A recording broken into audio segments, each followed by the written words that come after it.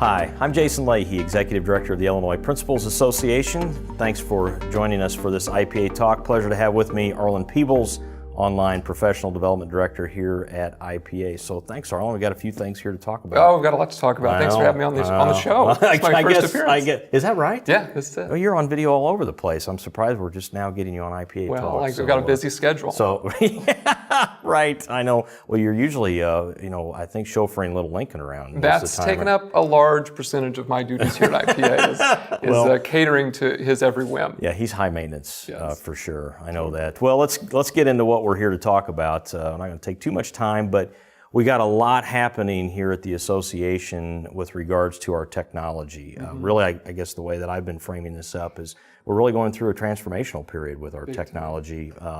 And it really keys off of what's happening with our database first and foremost, Arlin. So you got any quick thoughts or things that are happening? Yeah, well, we wanted to combine the databases. For so long we've been running off one database for IPA, one database for Ed Leaders Network, and we wanted to bring those two together for some efficiencies for us, but also for some personalization that we can provide down the road. So you only have one real account and one real record with IPA. We can do a lot of exciting things in the future with that. Right. And just so individuals know, if they're wondering what's happening with that, so we're running through with a program called Abilla and their NetForm Pro, which is kind of their mid-level product that they've got, and putting those together now into an enterprise version. Getting it upgraded to a system that's more flexible. It's going to give us lots of ability to customize within the database. Yeah, and I'm hopeful that you as a member will have the opportunity as time goes by, because this stuff just doesn't happen overnight. We'll be able to see how you'll have a lot more ownership of yourself where IPA is concerned online, where you're able to track your activity better, whether it be professional development you do or committees, awards that you might receive, those kinds of things, and we'll be able to serve that information up better back to you through the web experience, and then also provide us a lot more functionality with regards to reporting. Oh, yes. And really, I think operationally and organizationally help us run the association much more efficiently. Agreed. That's what we've been learning. By doing this, we are going to be able to just really streamline things here, so we can then better personalize it, our service to our members. Yeah. So probably at least in the short term here, when we flip the switch, which we're hoping to do here in the first part of July, won't see or probably feel a lot of change on the IPA side of things. Correct. But on ELN, it is a game changer. Everything looks very, very different. Yeah. So, Arlin, you want to talk a little bit about what's happening? Yeah, the first thing that you'll notice when coming to the Ed Leaders Network site, July 12th, is a whole new website. We wanted to modernize it. We wanted to make it mobile first. So if you're accessing ELN on your phone, if you want to get PD on the go, that experience is going to be delightful. It really is. We just wanted everything to be within a touch away. So the website's going to be big time change. You can see the logo on the back even has been updated. It really looks slick, I think, especially on the website. Yeah, everything's been flattened out, and everything's been designed to be very user-friendly, very simple on the website side. Probably the biggest area of change, though, is after you get logged in and get to the learning management system. We are moving away from our current learning management system into a brand new one called Bridge that is going to give users what they've been asking for a long time, which is more local control, more administrative control. At the school level, we will assign an administrator, an admin role. They'll be able to assign courses to their individual users, to groups of users. They will be able to run custom reports. On that, we've been hearing a lot that people want exception reporting. If they sign mandated training at the beginning of the year, they want to know within a month's time who has not completed that mandated training. My favorite report on the dashboard that I've seen is the procrastination report. Yes. It gives you average numbers of days that people are procrastinating. That would include me too, because I know I'm sometimes a little tardy in things that have been assigned to me here. Yeah, you're falling a little bit behind, I know, but we're giving you slack since we're not live yet. We understand this is a beta period. Yeah, but I really think that anytime that I'm in our new learning management system, it's just a terrific experience. It is. It's user-friendly. Yes. And I think the other thing that's really exciting about it, Arlin, besides the reporting aspect and the management side from a school leader's perspective, is also now providing them an even greater ability to author their own content. Right? Yes, yeah, we've wanted that to be a part of ELN for a while. We really think of it as a digital professional learning community, and we want our users out there to be able to create, upload, and put their own content into EdLeaders Network and use it just the same as we do to create content.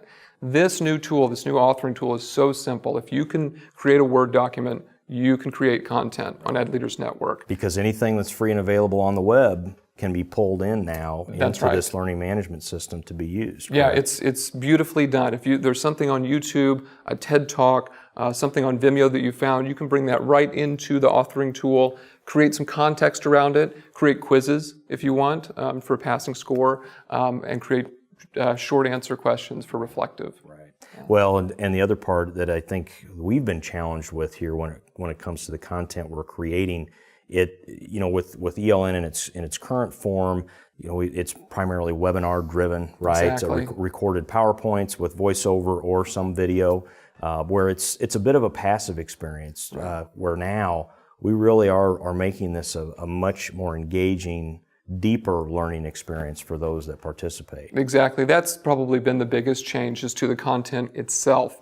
When you launch into a course, one of the first things you're going to see are the learning outcomes. Now, you didn't see that before. You kind of just started playing and jumped into a webinar.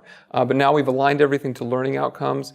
Each course comes with its own course guide where you'll be doing reflective activities all along the way, and at the end you will have an implementation plan for how to take that learning, take those learning outcomes, and apply it to the school. So I think we could talk a lot about the courses and the development and how courses could be packaged into programs, for example. Yeah. But we will have training, in the weeks and months to come about the whole site of how to use the authoring tool, how to do the reports, how to manage this thing effectively. But one thing I do want to point out for folks, Arlin, I think that's important for them to note is, right now on ELN, we've got, 300 pieces of content or so. Correct. That's not going to be the case in this new system because we are taking those, we're calling out the stuff that maybe is past due and past its time and usefulness, but we're also looking at how we can package content together into this new course format so that it is a much deeper learning experience. So, where now we have 300, by the time we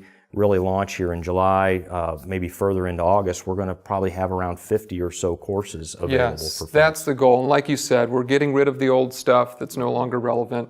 We're bringing things together. We're packaging what used to be maybe a 5 or 6 part series into one course. And we can do that now because with the learning management system, it's so self-paced. If you stop 5-10 minutes in, you can log out, you can come back in and get right back to where you left off. And so once we saw that technology upgrade, we thought, well, this is good. We can bring things together into these larger courses, and people can get more professional development clock hours for them. Right. Well, so if you want a sneak peek of this thing, you and Scott's here in the office put together a nice 2-minute primer video that just kind of shows highlights of what's to come. So we've got that available, and there'll be a link to that here at the end of this video that you can click on and check that out. But I want to emphasize a couple of things here and reminders to our listeners here in Illinois. We've got a continued great partnership with the Illinois State Board of Education where ELN is concerned. We have now expanded EdLeaders Network access to all educators in the state of Illinois. So if your district still is not in, we'd invite you to get on our website, click on ELN. You can download the spreadsheet, fill that in with all of your staff, not just your certified staff, but your non-certs as well, because those state mandated trainings that are there and available really need to be taken by everyone in a lot of cases where statute is required. But we want to be sure to let people know about that, and we're going to continue to see how we can work more closely with ISB to improve the functionality of ELN and also maybe sync up and integrate with some of the technologies at the state board as well. So we're pretty excited about those things. But I think in all of this, Arlen, we do need to prep people for a kind of a multi-week dark period that we're going to be under here with the site, particularly with ELN, but a few things with with IPA side of things as well. So what are we looking at here starting about July 1st for a couple of weeks during that month? Right, so we're going to get through the end of this fiscal year, June 30th, so make sure to get all of your mandated trainings wrapped up by then. That's when they're due anyway. And then starting July 1, that's when we're going to start updating everything, making all the data migrations. That's going to take us about 11 days. And we've got a go live date of July 12th for both EdLeaders Network and IPA. You'll still be able to probably see some parts of the site. You just will not be able to log in. And then the big thing is you're going to have a password reset. And once for both the ELN and the IPA side, correct, right? because now you have one single account For both. which is a beautiful thing. If you're moving from IPA to ELN, you'll still be logged in, Right. which is terrific. But anything that you would do, renew your membership, sign up for a workshop, anything that requires your login is going to be down for about 11 days. Yeah, so that means trying to get access to Model Student Handbook. Yes, that for too. example, that's another thing that could be an issue for individuals as well too. So, and we do have some backup plans and strategies for that. So if, let's say you're in the middle of July and you need to update your Model Student Handbook, we can still get you the information you need. You'll just have to contact us here in the office. And the website itself will still be up and available. We'll keep updating that as we're moving along, because as we know with technology integrations like this and this type of transformation, there could be a hiccup or two along the way. But yes, we don't foresee any yet, but you just never know. Yep, you bet. So a lot of good, exciting things here to come. So appreciate, Arlin, you hanging with me here a little bit and talking about all the technology changes that are coming. So it's exciting time. Yeah, it really is. As we just really work to improve the services that we provide you here as an association. So again, my name's Jason Leahy, Executive Director here at IPA, with our Online Professional Development Director, Arlin Peebles. Be sure to click on the various links here on the screen to learn more information, and also be sure to give us the thumbs up there as well. So take care.